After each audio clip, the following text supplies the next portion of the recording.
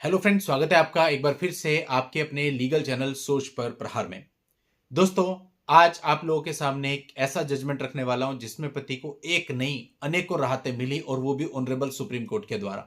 दोस्तों, अतुल सुभाष केस हुआ, उसके बाद लोगों के कई तरह के सवाल थे। कल इवन लाइव सेशन में एक व्यक्ति ने लिख दिया कि अतुल सुभाष केस के बाद हमको राहत मिलेगी।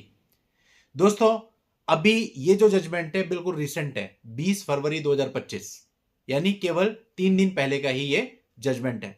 और ये जजमेंट अगर आप देखेंगे कितना बारीकी से कोर्ट ने देखा और किस तरह से राहत दी गई पति को, पति के पूरे परिवार को राहत मिलती है कि पति को राहत मिल गई तो सभी को राहत मिल गई। तो दोस्तों, अगर आप भी मैट्रिमोनियल विवादों से जूझ रहे हो, मल्टीपल केसेज हैं, तो इस वीडियो को जरूर देख लेना।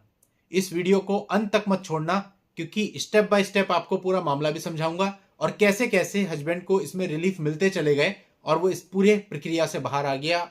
जितने भी केस चल रहे थे 4 5 6 7 सबसे एक साथ बाहर आ गया।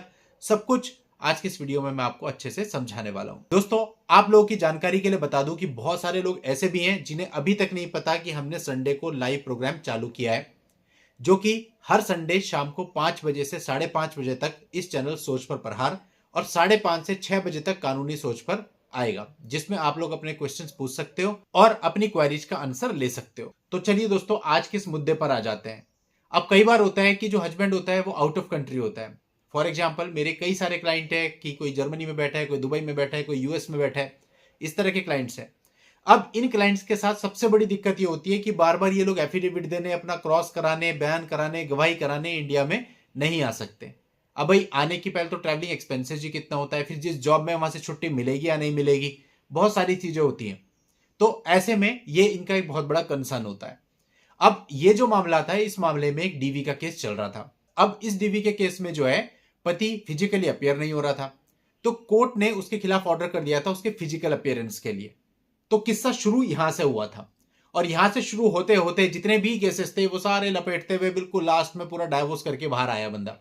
कैसे, समझिए। ट्रायल कोर्ट यानी मैजिस्ट्रेट कोर्ट ने सबसे पहले उसकी नॉन प्रेजेंस के लिए, कि वो फिजिकली अपेयर नहीं हुआ है, तो उसके अगेंस्ट जो है एक्स्ट्राडिशन प्रोसीडिंग्स का ऑर्डर कर दिया। जबकि कोर्ट की नॉलेज में यह भी था कि जो पति है उसका पासपोर्ट इंपाउंड किया जा चुका है। अब इसके खिलाफ जब वो आगे बढ़ते हुए हाईकोर्ट तक पहुंचे तो हाईकोर्ट तक ने इस ऑर्डर को सेम रखा। अब इसके बाद कोई रास्ता ना रहते हुए वो लोग कहां गए, ऑनरेबल सुप्रीम कोर्ट में, और वहां पे पूरी परिस्थितियां बताई गई। अब ऑनरेबल सुप्रीम कोर्ट ने जो सबसे पहले निर्णय दिया वो दिया फिजिकल अपीयरेंस पे।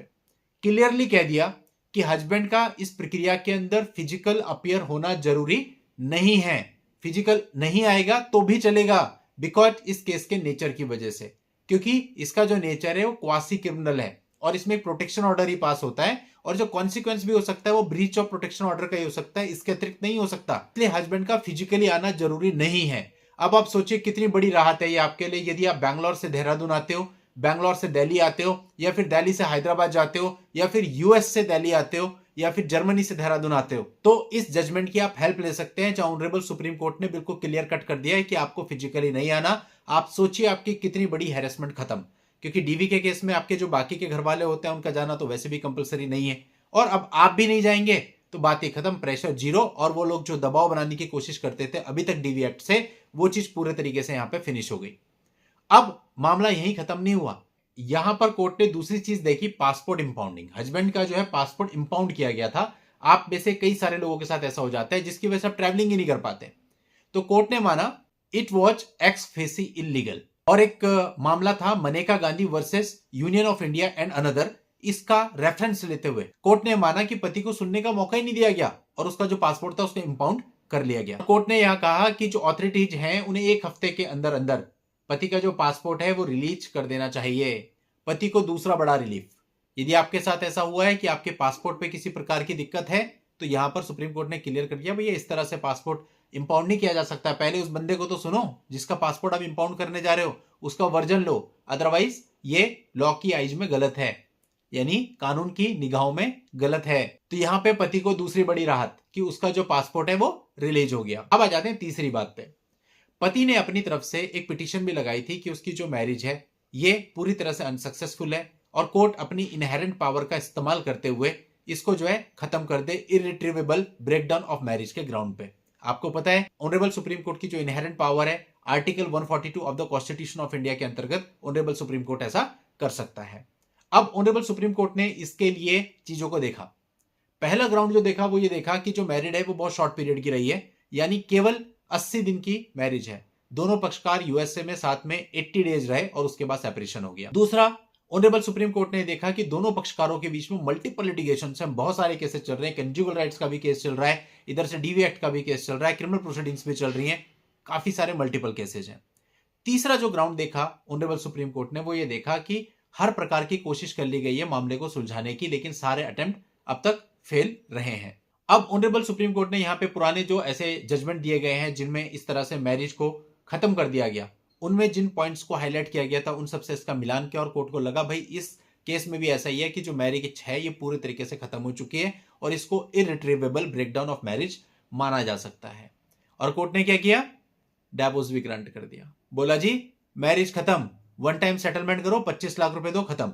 अब देखो मामला क्या है कि लड़का यूएस में रहता है, आपको पता है ऐसे में सेटलमेंट हो नहीं पाता। रीजन क्या होता है कि सेटलमेंट अमाउंट जनरली बहुत ही ज्यादा होती है, 5 करोड़ दे दो, 4 करोड़ दे दो, ऐसी अमाउंट होती है।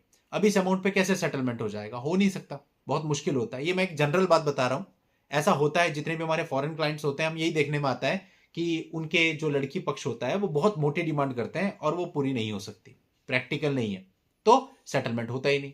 अब यहां पर जब ये डाइवोर्स ग्रांट किया गया तो वन टाइम सेटलमेंट अमाउंट जो कोर्ट ने तय करी वो 25 लाख उनके हिसाब से तय करी, जो कि मैं मानता हूं वो खुद भी देने को रेडी होंगे कि भाई इतना ले लो, खत्म करो, उनके स्टेटस के अकॉर्डिंग।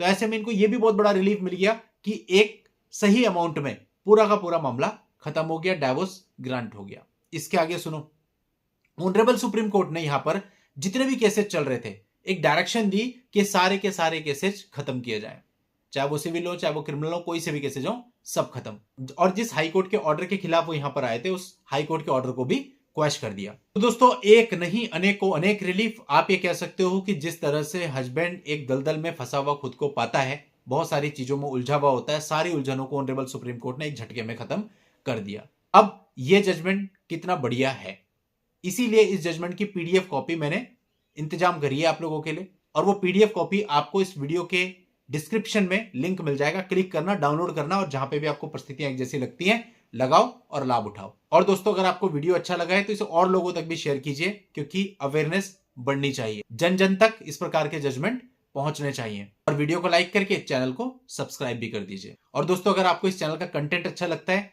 तो चैनल को सब्सक्राइब करके नोटिफिकेशन बेल पर जरूर क्लिक कर दें, ताकि इस प्रकार की जानकारियां निरंतर आपको सबसे पहले मिलती रहें। चलिए दोस्तों आज के इस वीडियो में इतना ही। नेक्स्ट वीडियो में नई जानकारी के साथ मैं आपसे फिर मिलता हूं, तब तक के लिए good bye and thank you for watching. Take care.